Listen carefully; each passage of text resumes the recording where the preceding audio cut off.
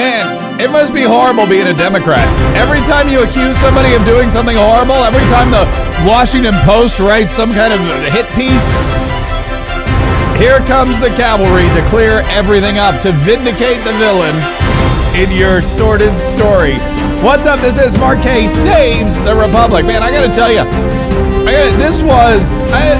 what a fantastic week we had this week. Yesterday, we'll get to the Pete Hegseth stuff in just a minute. Pete Hegseth, by the way, that guy is going on a charm offensive. I don't know. I don't think anything's gonna ever bring him down, because that guy he knows exactly what he's doing, and he's got the president in his corner, and you can't lose when the president's in your corner, at least not this president. Maybe if Joe Biden's in your corner, maybe that's when he can lose. But this current president, he's nothing. Not only does he help everybody win, but he's a winner himself. Speaking of which, he just won an award.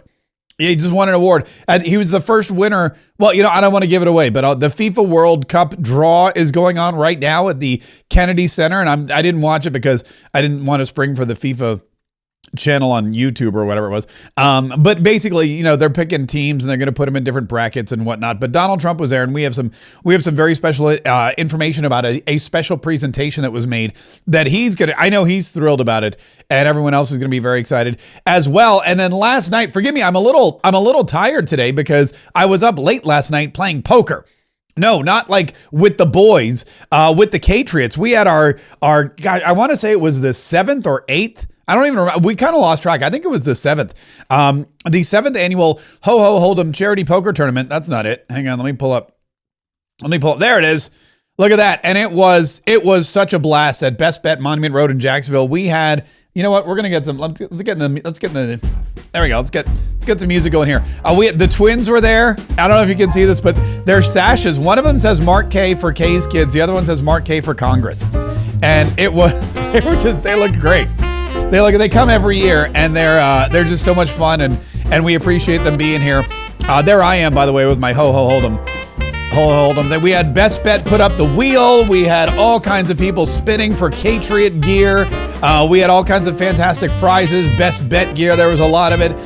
Squeak, D Dockery came out. Dee's wearing a 2A elf shirt that she had custom made, and it has guns on it, which is that's really cool.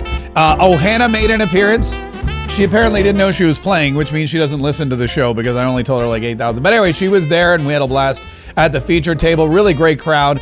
So many nice people. My son was there playing. It was his first. He and his friends, they're now old enough to play poker. So they came out, and that was kind of fun. And I did pretty well. I didn't win. I'm not supposed to win. That's the rule. You're not supposed to win. If the poker tournament is named after you, you're not supposed to win it. Oh, this woman won a Donald Trump lamp that she wanted me to autograph, which was very nice. I thought that was cool. And like I said, it's an amazing experience. It's an amazing time. That's our VIK featured table. Really, really great stuff. And that's the guy who won. His name's Kevin, which was great for Christmas time because I made 1,000 Home Alone jokes. While we were at the final table, while we were trying to figure out who was going to win this thing, I made so many Home Alone jokes. I would yell, Kevin! And, it was really... I had a lot of fun, and that's really all I matter about. Anyway, but congratulations. He won the grand prize, the trophy, the $1,000. And then look at this. This is Faith B. I guess not quilted. She knitted me. Not knitted. What is it? Needlepoint. That's one of I knew it was one of those Hobby Lobby type things. She needlepointed me a Mark K Saves the Republic thing. I don't know what the framed thing logo. Anyway, Dreams Come True put it in with their stuff, so I have to go get it from Dreams Come True later today. But we're gonna hang it up. We're gonna hang it up back here because it's so nice. It was so beautiful and such a great prize. And I wasn't expecting any gifts, but I'm always happy to get them. I'm always happy to get gifts. So thank you to everybody who came out, and thank you to everybody who online supported us. And speaking of gifts and supporting us online, I should remind you that it is Cha-Ching Chat Friday. Dang it, the cha-chinger was stuck there for just a second. And that means that every time you drop a super chat or a rumble rant to the tune of $5 or more, stress on the or more, then you get your, first of all, you set off the cha-chinger, which is really cool. Oh no, what happened? What happened to the cha-chinger? There we go. There you go. You set off the cha-chinger, which is really cool. And then, of course, we'll read whatever your message is. You could do it via Rumble as a Rumble rant. You could do it on YouTube as a YouTube super chat. As long as it's $5 or more, you're good to go. I was talking to some people. I don't want to name any names, but I was talking to a couple yesterday at the Ho Ho Hold'em charity poker tournament. They said, we can't figure out how to do the cha-ching chat. And I go, what do you mean? Why not? And I go, what are you listening on YouTube? And they go, she said, no, I listen on the purple dot thingy app. And I go, oh, that's good. That's Apple Podcasts. Yeah, there's no cha-ching chat on Apple Podcasts. She goes, oh. And the guy goes, well, I listen on the green one. I go, that's Spotify. There's not going to be a cha-ching chat there either. But if you go to YouTube or if you go to Rumble, then you can cha-ching chat to your heart's delight. And what's going to happen is we will be reading your cha-ching chats so that when they come in, first of all, the cha-chinger goes off, like just bada bing, bada boom. And then what we do is we break into the program and we read whatever message you happen to have. Like, for example, we already got one today. This is from SMC Car. It's a $10 cha-ching chat, and it says, good morning, Patriots, which I'm guessing they're not on the East Coast, because in the East Coast it's the afternoon. But there you go. That's SMC Car, thank you so much for that very generous cha-ching. That's our first cha-ching chat for the day. Hopefully not our last. In fact, I'm looking for a banner day when it comes to the cha-ching chats today. Look at that. See, there we go. Now we're in business. This is from Ernest Hatfield. It's probably a quote, right? Is it a quote? Oh, it is. Office holders are the agents of the people, not their masters. Grover Cleveland. Hello, Mark and Patriots. God bless. And Ernest, thank you so much for the quote, and thank you again for the cha-ching chat. We're very, very excited, and we appreciate it. I look forward to Ernest Hatfield's presidential quotes now every single week. It's kind of part of my now it's become part of the whole thing. Now, like if a Friday rolls by and I don't get an Ernest Hatfield presidential quote in a cha-ching chat, I'm like, oh, was it even a Friday? I ask you, was it even a Friday? Speaking of getting stuff, they're getting in the holiday mood at the Pentagon. Pete Hegseth, who has been called a warmonger, a war criminal, a murderer, an assassin, been called unfit for office, cries for him to be impeached from pretty much everybody. What's his name? Congressman Tanadar. Do you remember the guy with the really thick Indian accent that I think he's from Michigan, and he wanted Donald Trump impeached, and he released that 7-minute video talking about it? Well, he wants Pete Hegseth impeached. Shri Tanadar is his name. I'm gonna try to dig up that video. Because it's very funny. But now he wants, anyway, so everyone's out, guns out for Pete Hegseth because he's good looking and he's youthful and he's really into, like, you know, the War Department being the War Department and fighting and winning wars. And so now they're all trying to take him down. This whole drug boat fiasco scandal thing that they're trying to pin on him, saying that he gave illegal orders to kill people clinging to a boat, innocent drug dealers clinging to a boat, just give a kill everybody order is what they talked about. The other thing they accused Pete Hegseth of doing, the seditious six, was encouraging men and women in the military to follow illegal orders, all that kind of stuff. Well, Pete Hegseth, look, he wants you to know he's not that bad a guy. In fact, he loves Christmas. He loves Christmas so much so that he's bringing Christmas back to the Pentagon. 3, 2, 1. We are gathered to celebrate the blessing of Christmas season here at the Pentagon. And a couple of months ago, my wife said, babe, President Trump brought Merry Christmas back. We're going to bring Christmas back to the Pentagon. Here, in a special way, in this city, in this courtyard, remember the ones that are fighting to protect all of us. In this season, we think about them, we pray for them, we remember them, and may this tree honor them as well. Look at that. The U.S. Department of War. Merry Christmas from the U.S. Department of War. I love that. That's one of my favorite messages. And not only that, oh, wait a minute. Sorry, we interrupt this message of holiday cheer from the War Department for another cha-ching chat, which is coming in from Jeff Tim, $50. Now you're talking. See, that's my kind of cha-ching chat right there. $50. Jeff, thank you so much. Mark, will you move to shut down all expired boards, commissions, et al. former public service. I mean, I will for the $50 cha-ching chat. Whatever you want, Jeff. I'll shut it all down. You know what? I'm going to roll into Congress the first day and I'm going to be like Gordon Ramsay. And I'm just going to roll in there and I'm like, shut it down. Oh, get out of here. You loser. You're horrible. You don't know why. Shut it down. That's exactly what I'm going to do. I'm going to run through the halls of Congress yelling, shut it down. Mark my words. And I'm going to do that because Jeff Tim dropped a $50 cha-ching chat. Thank you so much. That's good. That's fun. That's a great idea, actually. I'm really excited. Now, I mean, I was always excited about going to Congress, but now I'm really excited. Maybe I'll dress in a, that's what I'm going to do. I'm going to dress in a Gordon Ramsay chef suit. And instead of Hell's Kitchen, it's going to say like Hell's Capital or something. And I'll just run into all the Democrat offices yelling, shut it down. Crawl your crap. It tastes like blah. Whatever. I'll have to brush up my Gordon Ramsay-isms before I do that. But thank you so much. That was very generous. Anyway, that's not the only thing. They're not just bringing, decor back to the Pentagon. It's the whole Christmas spirit. They got the Grinch. They got Santa Claus. They got everybody. Look at this. Hopefully, it's not that 3-decker sauerkraut and toadstool sandwich with arsenic sauce. No, it's not that Grinchy character. It's Santa! Yay! And then, does Santa rappel down the side of the building? I don't know if he does or not. Oh, yeah, look. Santa's elves are rappelling. This is the best. Santa's elves are rappelling off the Pentagon. And they're landing on the little, balcony there. And I don't know, does Santa himself? Or does Santa, I think... Oh, here we go. Santa's coming out in some kind of armored troop carrier. Yeah, that's it. I mean, this is what...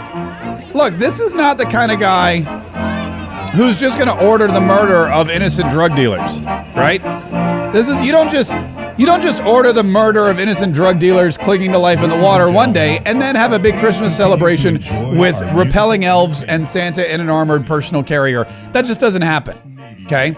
So, Pete Hegseth is not the guy they're trying to tell you is. Pete Hegseth is a Christian man. He's a family man. He's an American. He's a patriot.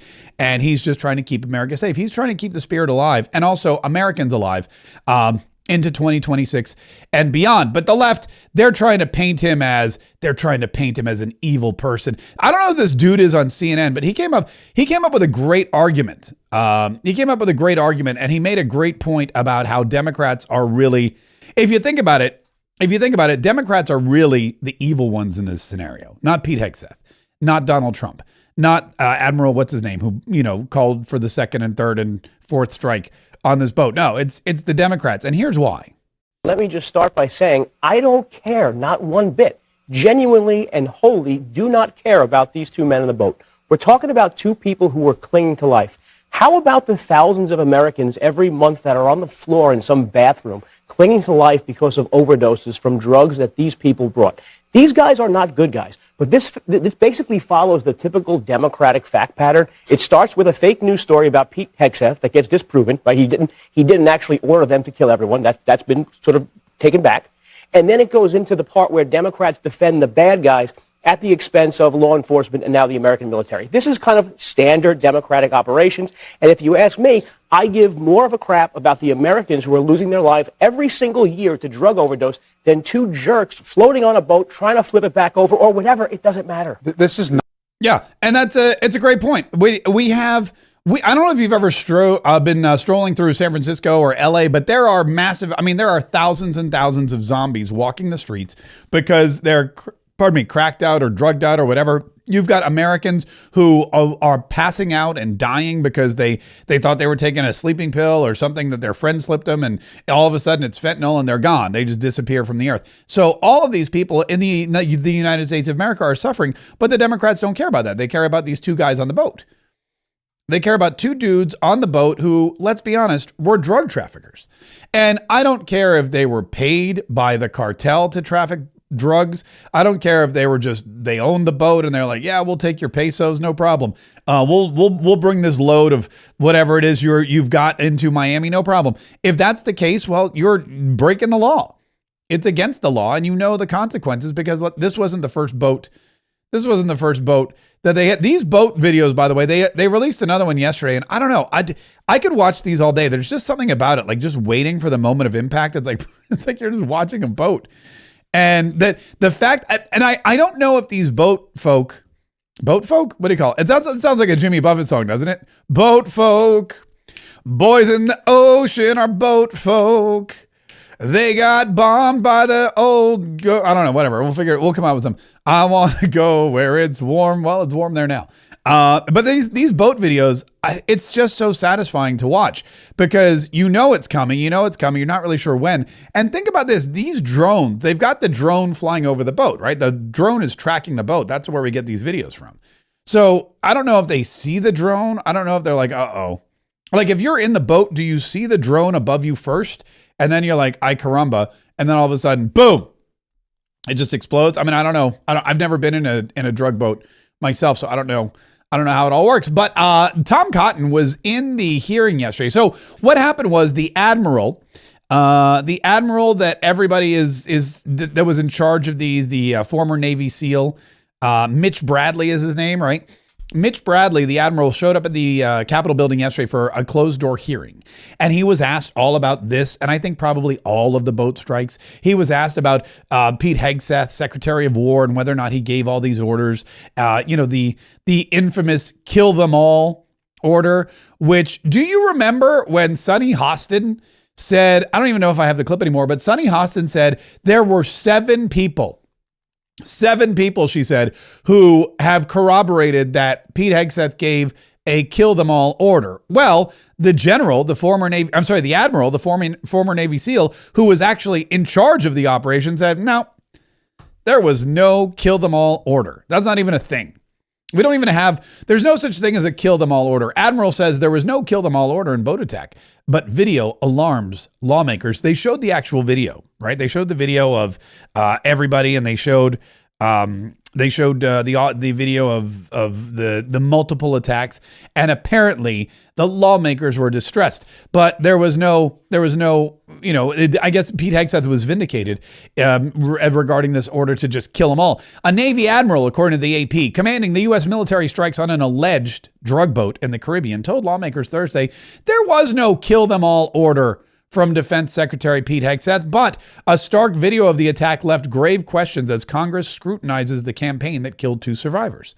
Admiral Mitch Bradley appeared for a series of closed-door classified briefings at the Capitol as lawmakers conduct an investigation after a report that he ordered the follow-on attack that killed the survivors to comply with Hegseth's demands. Legal experts have said such a strike could be a violation of the laws of military warfare. Bradley was very clear that he was given no such order to give no quarter or to kill them all, said Senator Tom Cotton. We have his quote coming up. While Cotton defended the attack, Democrats who were also briefed and saw video of the survivors being killed questioned the Trump administration's rationale and said the incident was deeply concerning. The order was basically destroy the drugs, kill the 11 people on the boat, said Washington Rep. Adam Smith, the top Democrat on the House Armed Services Committee. Smith, who is demanding further investigation, said the survivors were basically 2 shirtless people clinging to the bow of a capsized and inoperable boat drifting in the water until the missiles come and kill them. The classified sessions with Bradley, alongside the chairman of the Joint Chiefs of Staff, General Dan Kane, provided fresh information at a crucial moment as Hegseth's leadership comes under scrutiny, but they did little to resolve growing questions about the legal basis for President Donald Trump's extraordinary campaign to use war powers against suspected drug smugglers. So far, more than 80 people have been killed in some 20 strikes. Now, I don't know if it's extraordinary. It's maybe not ordinary, which, okay, I guess that's what extraordinary means technically, but I don't know that it just is more like common sense.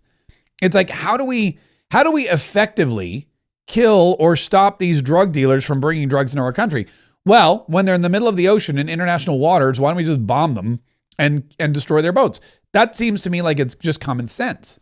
But it's extraordinary to the AP and to the Democrats. Here's what Tom Cotton had to say. Where's Tom Cotton? Here's Tom Cotton, who's on the Armed Services Committee. Here he is. Listen to him after this hearing with the general or with the admiral. Flip a boat, loaded with drugs, bound for the United States, back over so they could stay in the fight.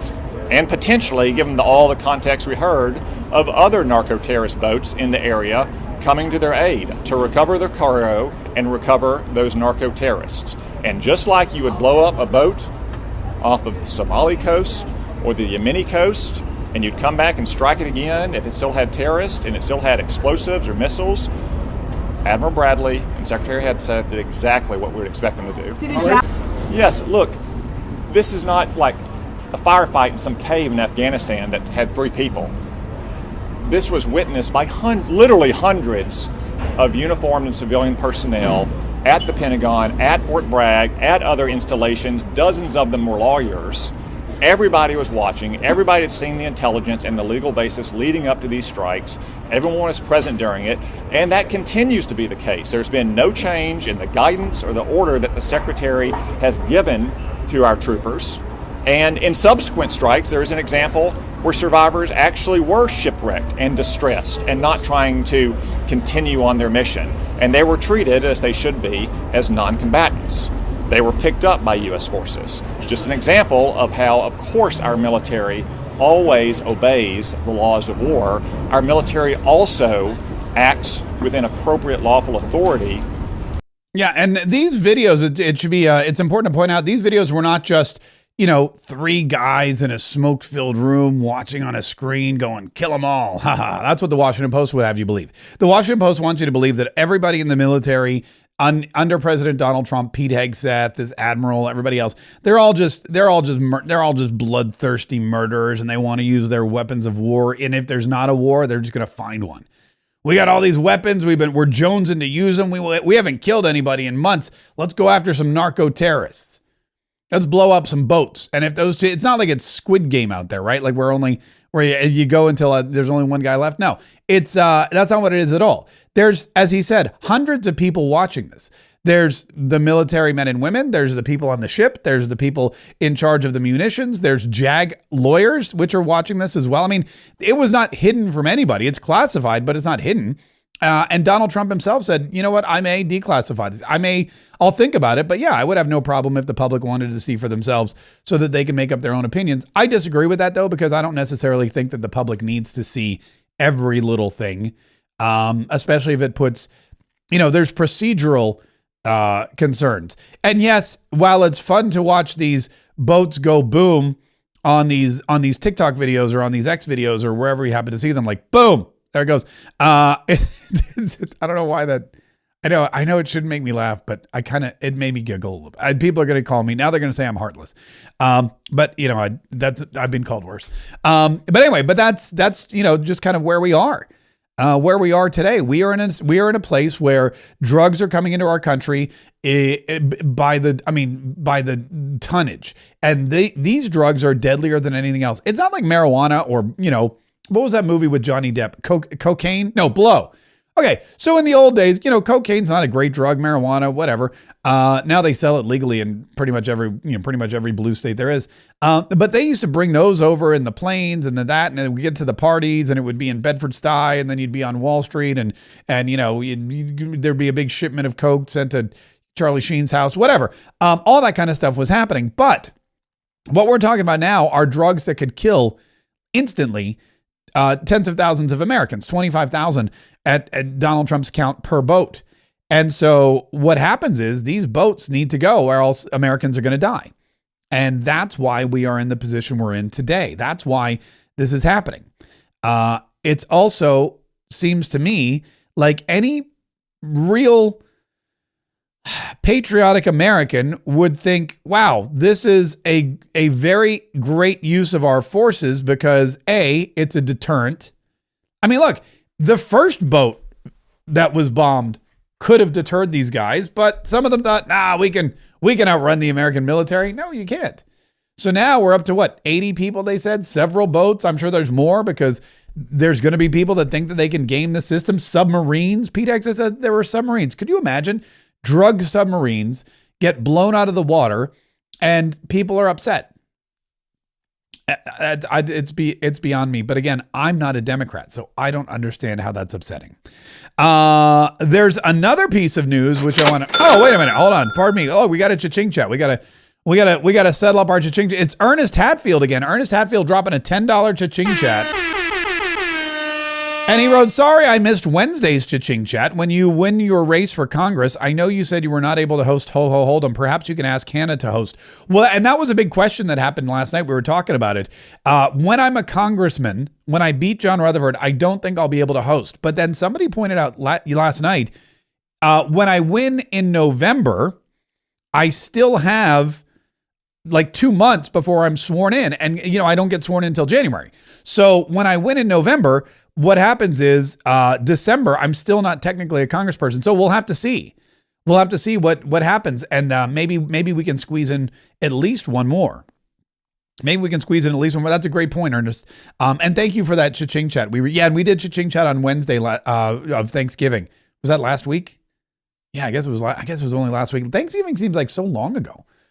I don't know why that is. It just seems like it was so long ago. Oh, look, we got another one. Wait, we got more. Is that another one? Hang on. Let me see. Yes, we did, from Harley Quinzel on our Rumble. Harley Quinzel dropped a $5 cha-ching chat. We appreciate that. And wrote, let me bring my camera up here, and wrote, just cause you are awesome. I look forward to this show every day. Thanks for what you do. Harley Quinzel, thank you for that delightfully generous cha-ching chat. We definitely appreciate that as well. All right. Speaking of generosity, Donald Trump is at the FIFA World Cup final draw, which is where apparently is a big deal. I'm not a big FIFA World Cup person. FIFA to me is fun to say, but it's kind of a ridiculous sport. I mean, I know the whole rest of the world loves the FIFA, but I'm not really a FIFA guy. However, it's coming to the United States. And when the World Cup comes to the United States, it's a big deal because, well, it means the world is coming to the United States as well. And that's the thing. There's multiple different stadiums that have to either be built or are being built or have to be changed around because you've got, these soccer fans, first of all, there's literally billions of people who love soccer. And this is only every 4 years. So it's kind of like the Olympics. But probably bigger. And they don't just go to one city, they go to multiple cities in 3 different countries. Canada will be hosting some World Cup events. Mexico will be hosting some World Cup events, and we will be hosting some World Cup events here as well. In fact, President Donald Trump was asked about that by a reporter because they went to the Kennedy Center where they had the big draw. And the draw, as I understand it, and I'm not going to bore you with the details, but as I understand it, it's basically they pull which teams are going to what bracket, right? Like, just like any other sport, like March Madness, they have the bracket and they have the bracket release day, whatever, where they say, here's who's playing where, here's who's playing who, that kind of thing. With all that going on, what happens is they basically just print that and then you go into your office pool and you pay some kid in accounting $20 and you fill out your bracket. But with FIFA, they apparently get up on stage and they do it live and all the countries are really, really excited. Anyway, that's what they're doing. But Donald Trump was there and he was asked a couple of questions about the FIFA World Cup. First of all, he was asked, I guess, is he a fan? It's just a big day and it's a great sport and it really is coming to America and nobody ever thought a thing like this could happen. And I'm very happy to say that we've already set the all-time record on ticket sales long before the first ball is kicked, right? 100%. Look at that. Yeah, we've got the record for ticket sales long before the first ball is kicked. And that's great. So we're selling tickets. We're getting people out there. FIFA is going to be amazing. One of the concerns, though, is all this friggin' crime in all of these cities. And Donald Trump was asked about that. He said, what about all this crime? What are you going to do if one of these cities falls into just wretched crime? Do you have a plan? And Donald Trump was like, oh, yes, of course. I always have a plan. You've had some concerns about crime in American cities. Some of the cities that'll be hosting, have they remedied that for you? Or are you still considering maybe asking FIFA to move some of those cities? No, I don't want to do that. But I will tell you, if they do have a problem, by the time we get there, we'll take care of that problem. We can solve that problem. I've proven that in D.C. and everywhere else we went, so we'll take care of that very easily. So if they have a problem, hopefully they'll let us know that, and we will solve any problem. All right, so if they got a problem, let us know about the problem and we'll solve any problem. And if there's a problem, that problem will be taken care of because we've taken care of this problem before. But we've got to know that there's a problem. And if they don't let us know there's a problem and we see there's a problem, we're going to fix the problem. That's Donald Trump's take on it, which is true. I mean, he's going to do that. The cities, by the way, that are hosting these events, there's so many of them. Atlanta, Georgia will be hosting events at Mercedes-Benz Stadium. Now, Atlanta, Georgia has had some crime issues, but I mean, I just think that's just like ingrained in their culture.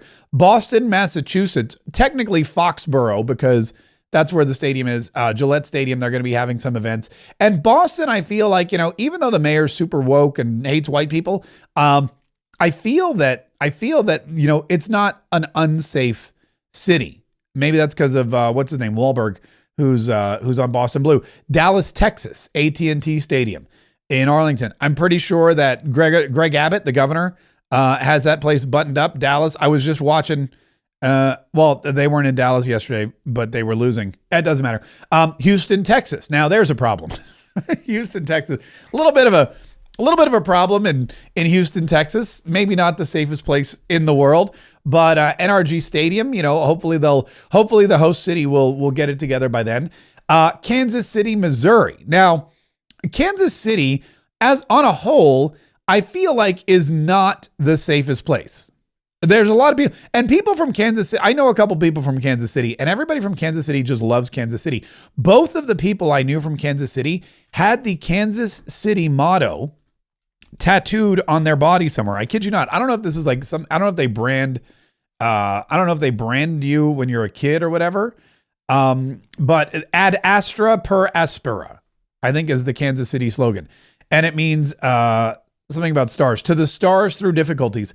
Ad astra per aspera is and these people both, to a man and a woman, they didn't know each other. They weren't related at all, but they were both from Kansas City and they both were like, we're going to tattoo this thing on our, it's really weird.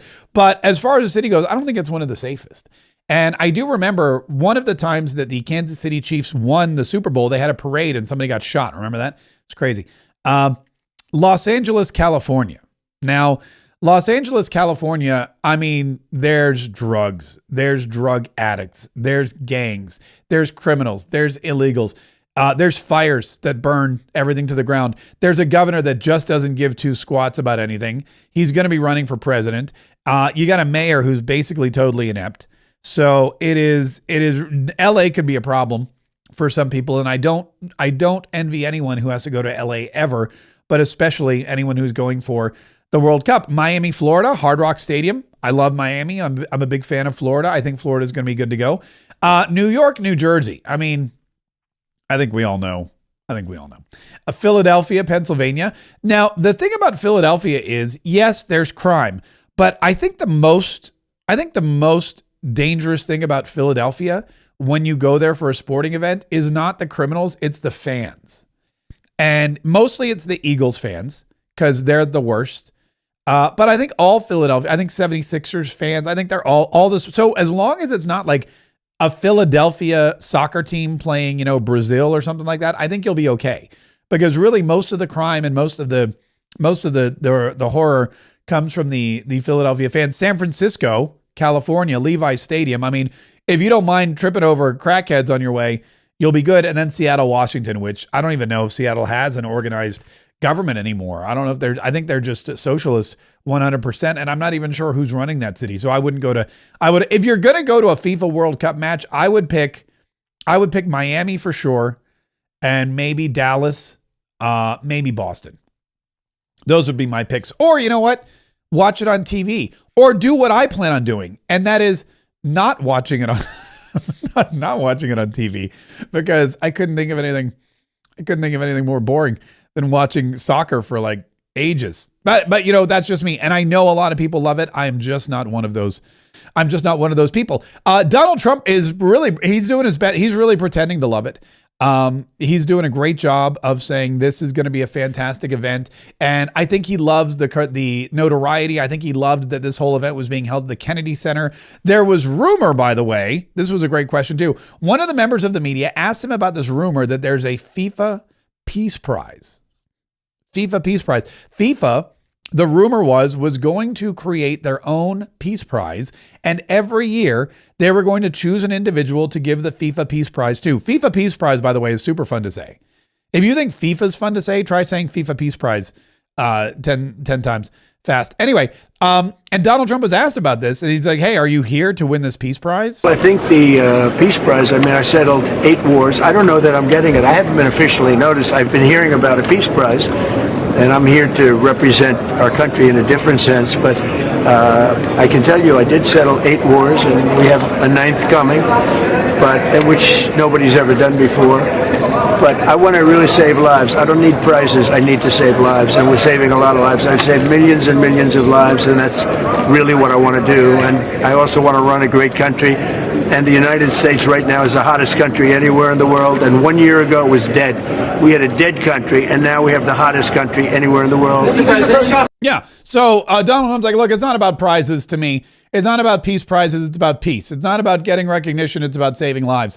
And yeah, maybe there's a FIFA Peace Prize. I don't know. I haven't heard anything about it. But guess what? It turns out there was a FIFA Peace Prize. And guess who won it? Oh, I'll tell you right after we get to these cha-ching chats. Look at this. Faith B904, $10 cha-ching chat. Look at that. And she dropped, I had a great time last night. Good to see everyone. Faith B, it was good to see you too. And I'm going to go to Dreams Come True, and I'm going to pick up your needlepoint. Because what happened was this needlepoint is it's just so amazing. And I'm going to show it on the stream. I'm going to show it on the stream as soon as I get it. But thank you, Faith B, for your support, and thanks for coming out, and thanks for the lovely gift. It's truly always fun to hang out with Catriots and to see the same smiling faces over and over every single year. Look at that. We got another one coming in on the Rumble. This one, this is a biggie. We got a $20 cha-ching chat. Very nice. From JMCD760. And it says, I help run a nonprofit helping families fighting pediatric cancer. Would love your support by following us on socials and signing up for our Infinity campaign. Desi Strong Foundation at desistrong.org. Great. Everybody go to desistrong.org, follow their campaigns, and follow their social media so that they can get some support, because they're supporting your favorite show, Mark K. Saves the Republic. And JMCD 760, thank you so much. We really do. We really do appreciate that. We appreciate all your support, and best of luck with your nonprofit, because I know running a nonprofit ain't easy. It ain't easy. It can be fun, but it definitely ain't easy. All right, let's get back to the FIFA World Cup final draw, where President Donald Trump was the guest of honor. Please, a big round of applause for the President of the United States of America, Mr. Donald J. Trump, and the First Lady, Mrs. Melania Trump. Here they are with us. Thank you for being here, President, First Lady. Yeah, that's Gianni Infantino, by the way. He's the president of the FIFA World Cup Association. He's been the president of the World Cup Association for like ever. He's like the Roger Goodell of FIFA. He's been there just literally forever, and he's good friends with President Donald Trump, and he was there, and he said, welcome, President Donald Trump. Thank you so much.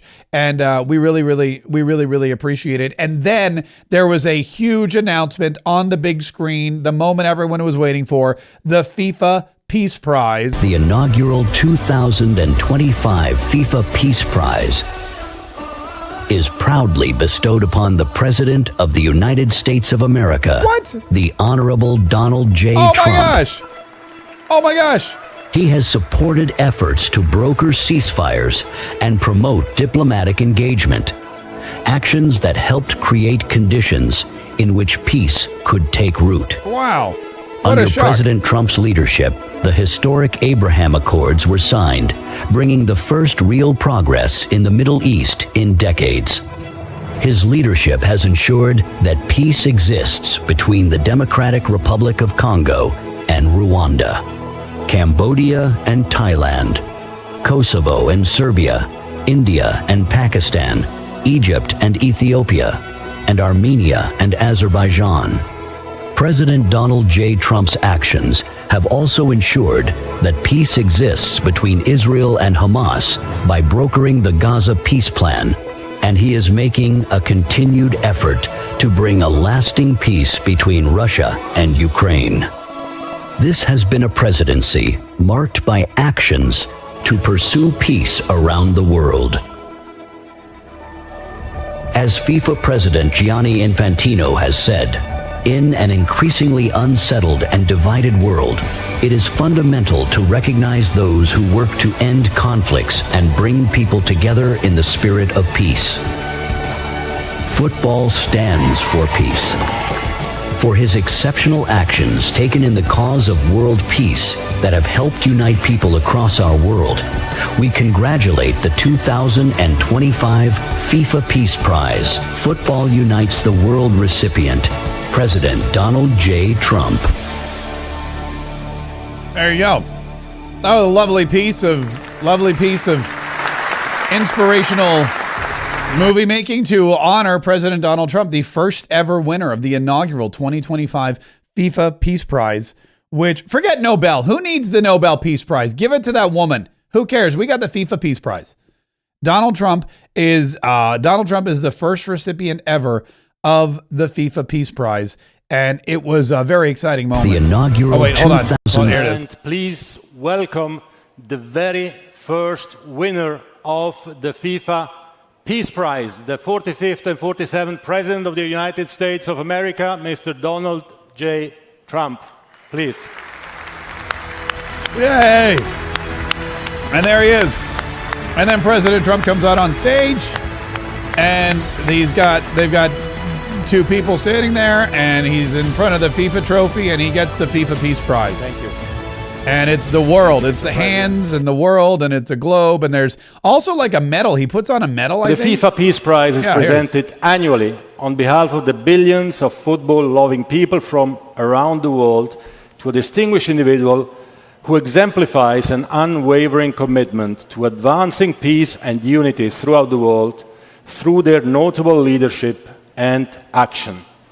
And therefore, FIFA, the Fédération Internationale de Football Association, awards the 2025 FIFA Peace Prize, Football Unites the World, to Donald J. Trump, President of the United States of America, in recognition of his exceptional and extraordinary actions to promote peace and unity around the world.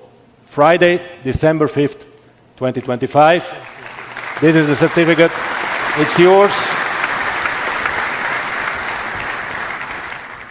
Before giving you the floor, Mr. President, if I may say two words.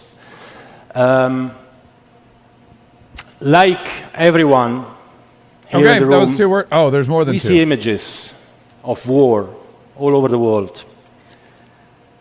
And like everyone, we suffer for every child that dies. We cry with every mother that loses someone she loves. And we want to see hope. We want to see unity. We want to see a future. And I was lucky, Mr. President, to witness a few years ago the Abraham Accord signatures. A few months ago in Sharm el-Sheikh, the peace in the Middle East agreement regarding Gaza. Okay, well, you get the deal. He wants peace, and he loves peace, and he hates war. But we'll he's very Italian too. So but we're gonna get to. I want to get to Donald Trump's speech because that's really what we care about. And then President Donald Trump was there, and he accepted the Peace Prize, and he got the medal, and he listened to Gianni, and then he said, "Thank you very much," and then he spoke. Thank you very much. This is truly one of the great honors of my life. And beyond awards, Johnny and I were discussing this. We saved millions and millions of lives. The Congo, as an example, over 10 million people killed, and it was heading for another 10 million very quickly. And it just, the fact that we could do that, India, Pakistan, so many different wars that we're able to end, in some cases a little bit before they started, just right before they started. It was going to be late, but we got them done, and it's such an honor to be with Johnny. I've known Johnny for so long. He's done such an incredible job. And I have to tell you, you've set new records on ticket sales. And not to bring that up, because we don't want to bring a thing like that up right now, but it's an awfully nice tribute to you and to the game of football, or as we call it, soccer. but football, and that is an amazing thing. The numbers are beyond any numbers that anybody, even beyond what Johnny thought was possible. Yeah, and that is something that is truly, and again, I love that Donald Trump got the Peace Prize. I love that FIFA made this, and you know what? I applaud to FIFA for jumping on an opportunity. This is one I should have thought. I wish I missed. I think I missed this because I think I could have made some real marketing headway when Donald Trump was passed over for the Nobel Peace Prize this year, and it was a huge story, and everyone was like, "Who is this woman that won it? Why didn't Donald Trump get it? Donald Trump, all these wars he ended, blah blah blah blah." FIFA jumped on it, and they said, "Forget Nobel." Nobel blows, basically, no pun intended, because he created dynamite. So that was kind of, I guess I intended it a little bit. But anyway, but he's like, no, Nobel, you don't need the Nobel Prize. You need the FIFA Prize, the FIFA Peace Prize. I should have started like the Patriot Peace Prize. Maybe I'll still do that. Maybe we'll just inundate Donald Trump with peace prizes. Everyone should come up with a peace prize for President Donald Trump, and we should award it to him because I think that would be really, really kind of cool. But Donald Trump is like, look, I appreciate it. It's the honor of my life. And then he thanked his family. It was almost like he was winning an Oscar or something. It was I wild. want to thank, by the way, my family, my great First Lady, Melania. You're right here, and thank you very much. By the way, Melania was reading a book to kids, and it was amazing. She was reading a book. She was reading a Christmas book to kids. It was, I don't know if it was her accent. I don't know if it was the context of the book. It was a Christmas story, but I just want to play you a little. I want to play you a little piece of that because this made my day. Can Santa see in the dark? Does he wear night vision goggles that make everything green? I bet he'd like that because Santa likes green. Or heat vision goggles because he might like red better. Should we leave out carrots, not cookies, on Christmas Eve, since they're good for his eyesight? No, the twinkling lights on the tree will make enough light for Santa to see. I mean, come on. I don't know what book that is, but the way she's reading it and the heat goggles because he likes red better. I'm like, this is amazing. I want that to be a Christmas tradition at my house. Is Melania Trump reading whatever that the heat seeking goggles or the infrared X-ray goggles that make everything green because Santa likes green. It's just kind of anyway. I digress. And then Donald Trump, accepted his award and he went on his merry way. But he's right about a couple of things. First of all, the ticket sales is important, and anybody who tells you it's not important is lying to you. The reason why FIFA exists, the reason why all of these soccer stars get hundreds of millions of dollars, the reason why these stadiums exist all over the world is because people buy tickets. And I mean, it's a business before anything else. And Donald Trump knows that there's quite a market here in the United States of America. He knows that when people buy tickets, a lot of that money is going to go back right into the coffers because it's not just the tickets, it's the beer that they drink at these things, it's the hotels that they have to stay in, it's the cabs and the Ubers and the restaurants that they go to and the toiletries because they forgot their toothbrush in Istanbul and they have to go down, or maybe they don't brush their teeth in Istanbul, I don't know. And they have to go down and get headache medicine or whatever it is. He knows that it's a ridiculously huge boon to the economy to have the World Cup here and to sell the tickets. And that is something that should be the first. I mean, when you're a chief executive of anything, whether it's a company or whether it is a country, your first number one goal is always ticket sales. It's always bring in the revenue, because with no revenue, you don't have a country. With no revenue, you don't have a business. And Donald Trump, being both a president and a businessman, understands that. And that is why this World Cup is probably going to be, again, I'm not a huge World Cup fan, but I know that a lot of people are.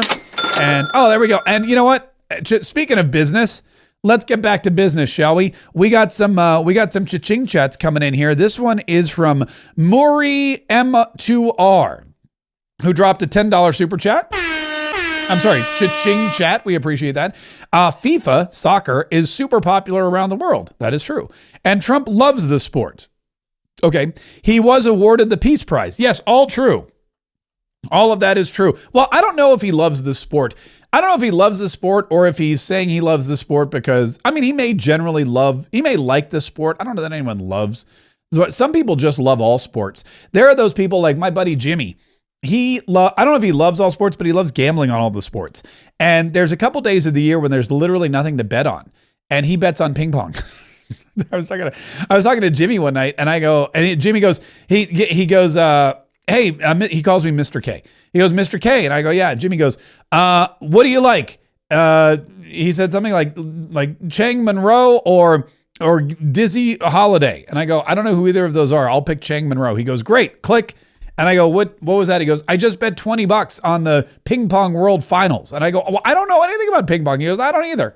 I just like to bet. So he'll bet on pretty much any sport. And I forget where I was going with this. Oh, yeah. So I don't know if he loves every sport as much as he just loves gambling. But I guess there are some people that just love to watch any kind of competition. They're really, really into it. So maybe. But anyway, thank you so much for the generous cha-ching chat. Disney Up Boiler Up sends us a $5 cha-ching chat and says, there was discussion last night whether or not Nate's hat was giraffe print or camo. Do you have a definitive answer? Do you know where he got it? That's a great question. Let me share with you what we're talking about here. I'm going to go back to the question. Let me see if I can get a better photo of it. So this is my son and his friends. Nathan is on the far left. He's wearing the camo jacket and he has a hat on that appears to be giraffe print or camo. Let me see. There it is. Okay, there's a better shot of it. I'm going to call that giraffe print. And I'm going to say, hang on. Let me just write to his parents and find out. Hi, my audience is discussing your son's Christmas hat from yesterday, and they need to know where he bought it, period. If one of you could please text me back before the end of the show, that would be great. Anyway, so I don't know if we've only got like a few minutes, so I don't know. But it appears from this angle, let me zoom in a little bit. It appears from this angle that it is, like, I could see how his jacket is definitely camo, and I could see how it looks camo, but I'm pretty sure it's giraffe print, and I don't know if I can zoom in. There is a label there. I don't know if I can, that's as close as I can get, so I can't really see the label, but I will say this. Trey, who's the redheaded kid in the middle, he got second place. He came in second in the whole tournament. It was his first tournament. It was the first time my son or his friends were old enough to play. That's Trey's mom. He knocked her out of the tournament, which is fine. But this kid in the middle with the gator jacket came in second place, his first time out, 18 years of age. And it was it was a really great showing. A lot of fun had by all. Anyway, we'll try to get you the answer. And then of course there's Kevin. who won the whole thing. And can I say this too? Because this is not mandatory, right? But Kevin won not only the trophy, which is right there, and he won with Jack 6, by the way. It was great. He won the trophy, the Ho Ho Hold'em charity trophy, poker tournament trophy, but he also won $1,000 because the grand prize is $1,000 cash. And here's what happened. He turned around at the end of the tournament and he goes, I just want the trophy. Here's the $1,000. Please give this back to the kids, which happens a lot. Like the guy who won third place, Will, made a donation back, and Trey, 18 years old, think about this, 18 years old, donated a portion of his winnings back as well, which when I was 18, I'd have been like, woohoo. But can you imagine winning $500 and saying, here's $250, I'm going to donate it back. So all three of our winners donated money back to the charity, which it's kind of like a thing that happens, and it's not mandatory. If you just took the money and ran, we'd be fine with it. If you were like, I really need this, no problem. That's part of the promise. But we do have a lot of generous K-Triots and a lot of generous people who say, I want to keep this money with the K's kids so that it can do the most good. And Kevin was like that yesterday. So we definitely do appreciate it. And Best Bet in Jacksonville is they're just incredible people. They always help us put on a really great show. But I'll try to get you the answer to that. I want to say it's giraffe. I'm going to say it's giraffe, and I'm going to try to, I'm going to see if I can find giraffe Santa hat. Maybe we can find it online and see, no, I can't. I don't see it. These are all just pictures of giraffes. I guess I should put in giraffe print, maybe. It's probably some fancy store that all the kids know about and us adults don't know. Anyway, that's neither here nor there. But that is, I'm going to be honest with you, that is something that is such a fun event. And you know, we it's a lot of work putting it on, and we talk about it all leading up to the event, and we're telling you to go buy your tickets and buy a whole table and come to the VIK. And at the end of the day, when it all comes together and when everyone's there and when we're having a blast, it is, oh wait, I got an answer. This is great. Are you guys ready? Here we go. Let me just double check it. Okay. The answer is, let's see, the Southern String Hat Company. The Southern String Hat Company. Apparently it's some kind of hat club, hat of the month. Look at this, Southern String Hat Company. Join the waitlist, lock in your spot. One limited edition hat and free custom gift every single month. Hat of the month crew, click here. It's $29.99 a month. And you get a custom hat. And it appears that there's a lot of American themed hats, a lot of camouflaged hats. Let's see if we can actually find the hat of the month. No, I guess he got it mailed to him. That's a really cool idea. I guess he got it mailed to him, and because he's a member of the Southern String Hat Company. Fantastic. There you go. Look at that. You have questions. We give you answers, especially when you link it to a cha-ching chat, because, oh, look, we got it right on cue. We got another one. This is from Christiane Haggerty. Obligatory weekly donation. Thanks for all you do, Mark. We really appreciate it. Christiane, we appreciate you too.